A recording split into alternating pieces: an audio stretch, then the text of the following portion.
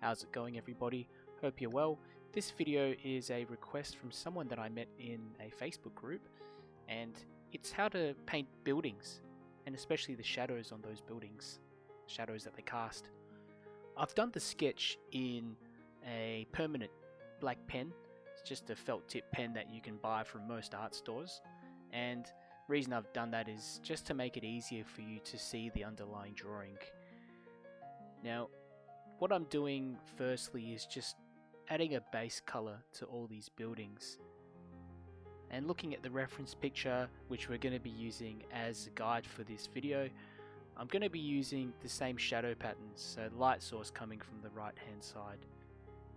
The two sketches I've done here really didn't take too long. They probably took about 10 minutes each to do, probably less. So what I'm really trying to say is don't spend too long on the sketch. It's important to get a foundation down, but you don't want to be there all day. Now the first layer is already dried, and I'm going in now with some darker paint. It's a combination of raw sienna and some cobalt blue, just on the buildings to the right of the reference. And I'm also joining the shadow that's being cast onto the closest building, trying to join up all the shapes. And one essential tip that you need to remember is before you even put your brush onto the paper, before you even start painting, you need to be thinking about the tone of paint that you've mixed up. So have you mixed up a lighter tone or a darker tone in accordance with the reference picture? If you're trying to portray shadows, is the paint mixture that you've used, is it dark enough to convey that?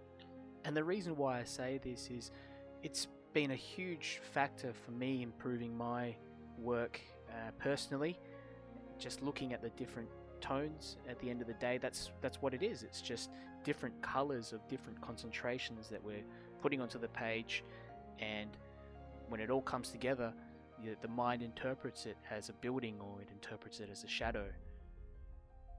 There's a lot of fantastic artists out there that can replicate a reference picture almost exactly, or indistinguishable from the picture, and I respect that immensely. Just having that technical aptitude and I guess that skill to be able to do that. Now, my personal view on these reference pictures is that it's called that for a reason, and what I mean is when I am making art, I want to refer to it, but I don't want to copy it exactly. I want to put some of my personal flair into it. It's also incredibly time consuming to paint something photorealistically if anyone's ever tried. Now this bottom sketch that I'm doing is basically just a magnified version of the group of buildings to the right.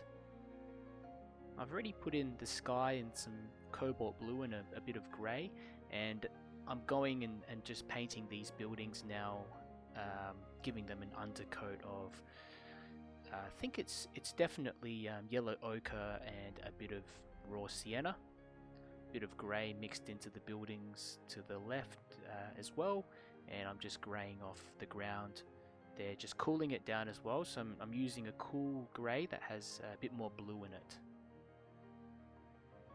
giving that a complete dry. And you learn a lot from doing these little sketches, actually. I've learned so many things, and I guess trying different techniques that I wouldn't usually, and that's how you develop your skills. Now, following that light source to the right, you'll see that all the buildings have a shadow on the left side of them, and the building closest to the foreground has a shadow that's cast about 3/4 across. There's a slither of light. Very important to preserve that. It's so tempting to want to go and color that in, but don't do it. You'll regret it later. You'll see that in a lot of the landscapes that I do, I use two essential layers, and the first layer is just to capture the lights and the basic undertones, so the sky, the yellowness of the buildings, and the second wash, once everything is dry, is to go over again and add in all the shadows. Now this third layer that I'm adding in here, this is just the finishing off layer where I'm adding in figures, I'm darkening areas that I felt weren't as dark as they should have been in the second wash. I'm trying to emphasize some of the shadows, add in a little bit more detail, but essentially if you look at the painting already, there's enough information in there, and that often occurs once you add in the shadows. You find the buildings pop out, everything just makes sense. The top sketch now, I'm just making the sky darker because having a look at the reference picture, I've realized that it just isn't dark enough, and same with the grounds, it should be a bit darker than the buildings to the left. And those buildings aren't exactly white, they're a kind of off-white color, which I'm trying to replicate here with some gouache, some white gouache and yellow mixed together. I hope this exercise helped you learn some of the basics when it comes to painting buildings. And my biggest tip for anyone watching is to make sure when you are painting buildings to simplify them down into basic shapes. So whether it's a square, whether it's a rectangle on its side with a triangle on top. The second thing is looking at the tone of what you're painting. If it's a shadow, it's darker in comparison to the side of the building that's being illuminated by the sun. And when you combine these together and you do lots and lots of sketches, even if you do 1 or 2 a day, that's going to help improve your painting enormously.